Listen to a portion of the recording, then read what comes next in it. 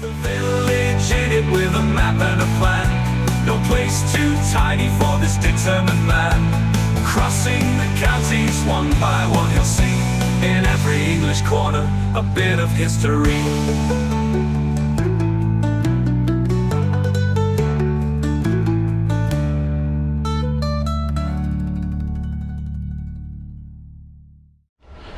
Welcome back to the Staffordshire Moorlands again, everybody. Now, in the Hollinsclough episode 2 days ago, I did make a mention of how beautiful this particular part of the country is. I think I've got proof here. I'm leant on a gate and this is my view. And let me tell you that coming down the road that this gate is on, you get an even better view of the countryside out here. And if you live in this place, you have this all the time. That beautiful view every single day. And that is how lucky the people must be here in Sheen.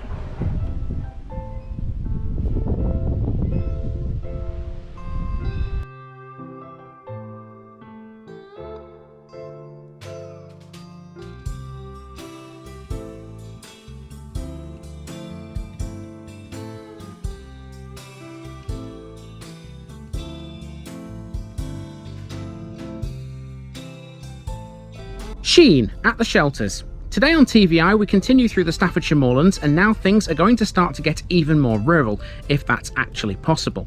We're in the parish of Sheen today, which simply means at the shelters, and out here the shelters that likely refers to would be those once used by herdsmen.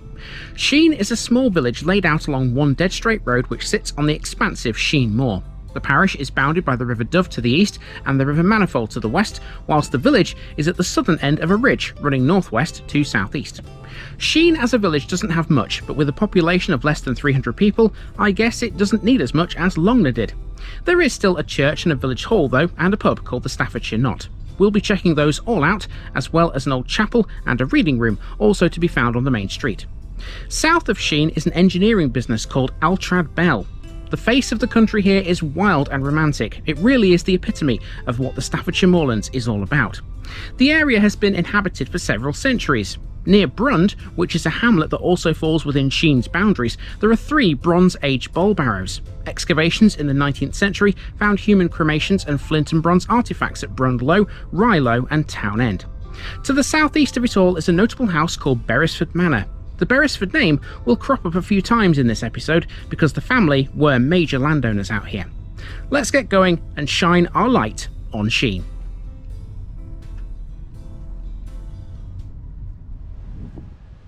We start at the northern end of the village at St Luke's Church. Religiously, out here on the Staffordshire Moorlands, there are churches and chapels seemingly everywhere.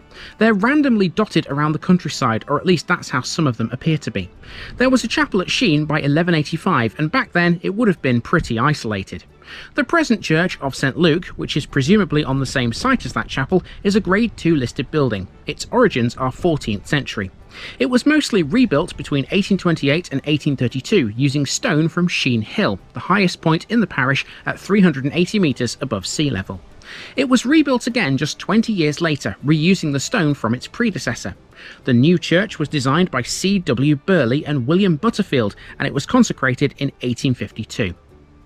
As we know from loads of previous videos, Butterfield's work is exceptional. His craftsmanship gives Sheen a level of architectural quality and sophistication that's usually unexpected in a tiny village.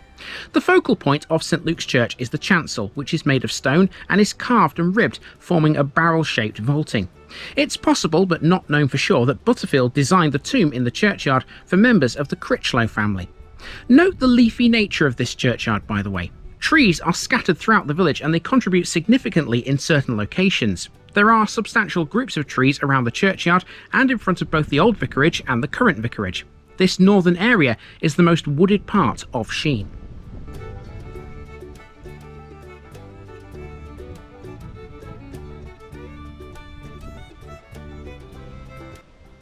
Moving south along Pound Street, we next come to the village cross. Now, try as I might to work out what this one was for, my efforts turned up very little. It's clearly not the original cross. The cross dates from the 15th century, but only the top stone of the current base appears to be old. The shaft, the head and the rest of the base are far newer. I would imagine this is used as a war memorial now, but it clearly had some other purpose a long time ago. By the way, this should not be confused with the Knowsley Cross, that's something else. Also within Sheen's boundaries, it's an ancient wayside cross which is a ways north of the village. It too is 15th century. Could the two crosses have been linked in some way?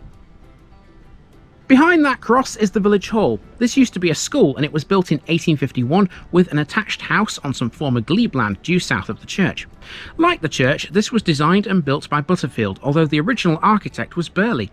As you can probably tell, Butterfield's work is clearly more visible.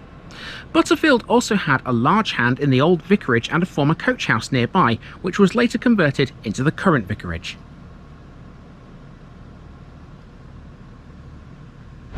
Now, much as I would have liked to have parked in this car park, because to be fair it's quite a narrow road through Sheen, I can't actually do that because it's a private car park, this, for users of the hall and for the schoolhouse and for the church. And even though I'm visiting those three things, I'm not actually using them, am I? So I chose to park out on the road. Should be okay where I am though. I'm only going to be here for about 20 minutes because there's a combine harvester coming past. There you go. Rural machinery. It's noisy at times. Yeah, so I'm only going to be here about 20 minutes because this is basically a very simple village to walk through. It's just basically one street. And if we head out this way, I'll show you where we're going. Down here. Let's see what else is in Sheen. You'll no doubt have noticed a lot of the buildings and houses here are made of stone. Most are made of gritstone, quarried locally. Stone slate has survived on a minority of buildings, whilst clay tiles imported from the Staffordshire potteries are otherwise the predominant roofing material out here. Everything we've seen so far has been within what you would describe as the most densely populated part of the village. The northern end is a tight-knit cluster. The rest of the interesting bits here in Sheen are at the other end of the village. You can sort of imagine this as being like a dumbbell, heavy at both ends. So, for a short way, there's not a lot to see, other than the beautiful countryside that is the Staffordshire Moorlands. Enjoy this for a bit, and I'll see you at the knot next.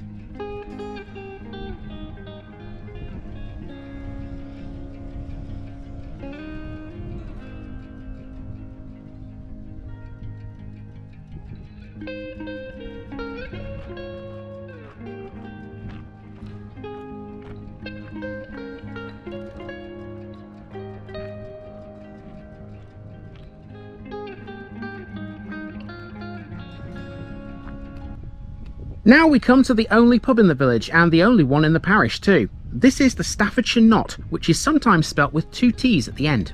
The current name of this pub has been in existence since at least 1872, but in the mid-19th century its name was the Horseshoe, and it was run by John Woolley.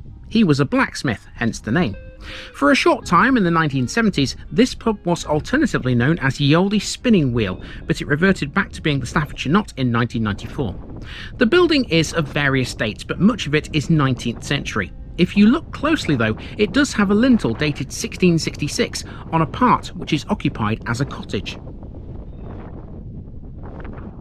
Well, at least that's the information I found out about the Staffordshire Knot. It doesn't look in business, does it? Honestly, as I walked past it, I thought to myself, is this still going? Surely not. It looks like it's a pub that's closed down. It can't have been very long ago if it is closed down. The sign looks a bit forlorn, doesn't it? What do you reckon? Do you think the Staffordshire Knot's still in business? I'm not so sure. Once you get beyond the pub, you're not far from the end of Sheen, which is known by the locals as Town End. Between here and there are two buildings of note which need to be covered. One of them is this house. This was a reading room opened in the village in 1856 and set up as a parochial lending library with a paid librarian. It was built in order to provide intellectual occupation for Sheen's residents and offered an alternative to the Staffordshire Knot as a place of recreation. It closed in 1889 due to a lack of support. I guess we can conclude from that pubs will always be more popular than libraries. What a shocker. There was a second reading room built in Sheen in 1912. That sat to the south of the village and it was made of a corrugated metal. It was sold in the early 1980s and it's now disused and derelict.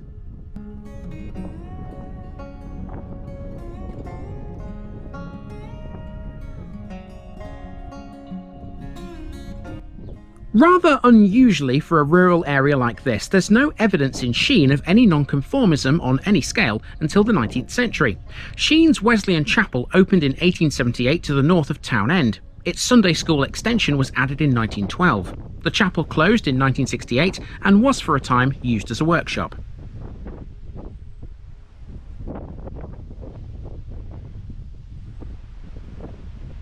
Well, one way to know you're definitely up in the hills is the fact that it's so windy. Trust me, I'm walking down through the village and nearly getting blown around so much and blowing me back towards Longner. And speaking of turning back, that's what we're doing now. We're turning around here at the old chapel and walking back towards the church and the village hall. So now that we're at the end of the village, it's time to head back from whence we came to retrieve the car. We still have a few things to cover using that. Now, one thing we won't be able to cover, neither on foot nor in the car, would be Beresford Manor. That's a listed building which sits to the southeast of Sheen on its own down a private track. In about 1850, Sir Alexander James Beresford Hope, who was commonly known by his initials AJB Hope instead, inherited the Beresford estate. That was mostly in Alstonfield, but it did extend into Sheen. He wanted to make Sheen the Athens of the Moorlands, or at least that was his ambition. He did several things to the village, including rebuilding the church in 1852 at his own expense, commissioning Butterfield in the process. He also built the schoolhouse and the original reading room. It's fair to say that Hope's plans were a little too ambitious. One 19th century writer remarked that his grand plan resembled little more than an ecclesiastical colony in the wilds of Australia. That's a little harsh maybe. Sheen wouldn't look half as good as it does today had it not been for AJB Hope. And anyway, he had the last laugh, seeing as he had Beresford Manor. Beresford Manor in the southeast of the parish dates from the 17th century, although the house has some early 19th century additions. In the 18th century, it became the manor house of Sheen. Beresford Manor was never Sheen's original manor house. That honour is held by Broadmeadow Hall near the River Dove, a 17th century stone farmhouse which is also a Grade II listed building. It was restored in the 19th century and again in the early 1990s. There was a house at Broadmeadow by 1573 when it was acquired by the Sleigh family. During the 17th century it became the manor house of Sheen and it stayed that way until 1709 when Gervase Sleigh sold the manor to the Beresfords. Okay, so we're almost back at the car. When we reach the car, we'll be doing one last little bit of driving, which will tie together the village as a whole. There's a couple of things to see at the sort of southern end of the village, and then we need to drive through a hamlet called Brund, which is also within the parish boundaries. Just before we do that, though, I need to leave a card on the parish notice board, which is here on the left hand side as we're making our way back up towards the village hall and the cross and the church and all that kind of stuff. So I'll just hop across the road here, try and do this with one hand because I've obviously got one hand on the camera. So let's have a look. There's the parish notice board. I'll just find a card out of my wallet and we'll get this one marked off. So down the bottom here, I think, if it'll go there, which it probably will. There we are, done. Now, as you can see, this parish notice board was kindly donated by Altrad Belle. Now, who are they? Let's find out. So now we're in the car and we're heading for a business called Altrad Belle, just to the south of the village. Between the two is a small triangle of mown grass at a junction.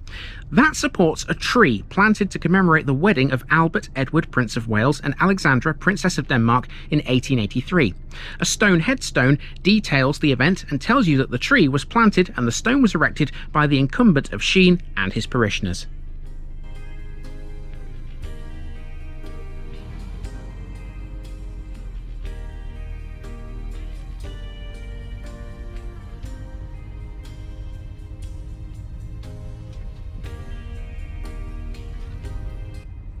So to Altrad Belle. Originally known simply as Belle, this is a construction equipment manufacturer founded in the 1950s by Doug Blackhurst. He's the man who designed the Belle Mini Mixer after struggling to find a small portable cement mixer for his own house building project. After the success of the Mini Mixer, Belle made other things such as generators and skid steer loaders. Belle's initial production was for local tool hire shops, as tool and plant hire was gaining popularity in the construction industry. Rapid expansion followed the appointment of Ron Blackhurst as chairman in 1995. Belle's product range diversified into compacting, mixing, concreting, cutting, braking, and moving machinery. The company later expanded into other areas of construction equipment and became part of the Altrad Group in 2009, a larger international company.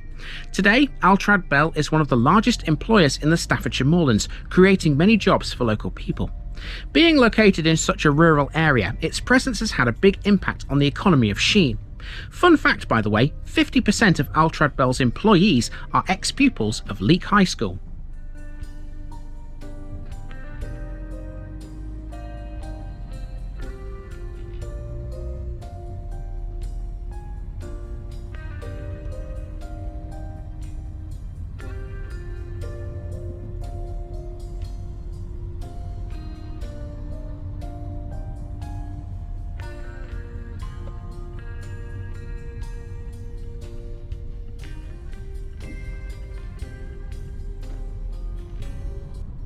To finish with, we have a drive to do through the hamlet of Brund, which is to the west of Sheen, between it and the next parish over. This is a tiny settlement, today maybe, but it was clearly occupied by ancient people groups. Evidence for that has been found by way of several barrows or burial mounds nearby. The best known is Brund Low, some 640 metres north of the hamlet. It's about 1.7 metres high and 40 metres across. Then there's Rye Low, a short distance east of Brund. That's about 1.5 metres high and about 35 metres across. Excavations at both in the past have found deposits of vegetation and insects, as well as cremated bones and flint artefacts. There's a third barrow near some buildings south of Town End. The smallest of the three, it's just under 1 metre high and 25 metres across. Cremations and flint artefacts have been found there too.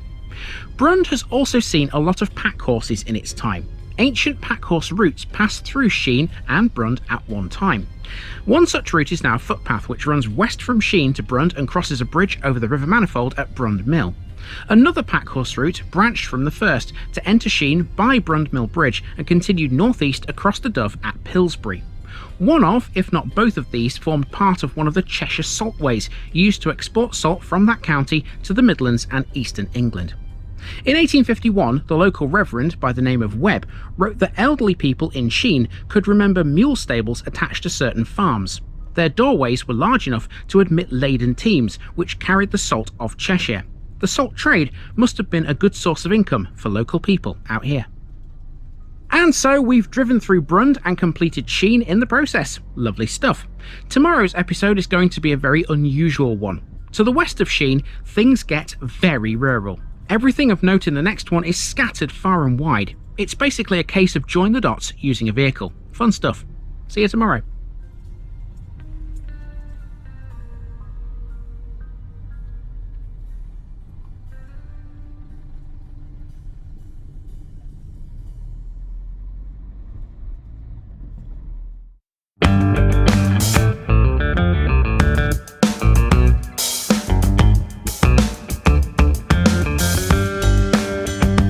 Now, just before I go, remember, this video is part of a huge project to visit every civil parish in England.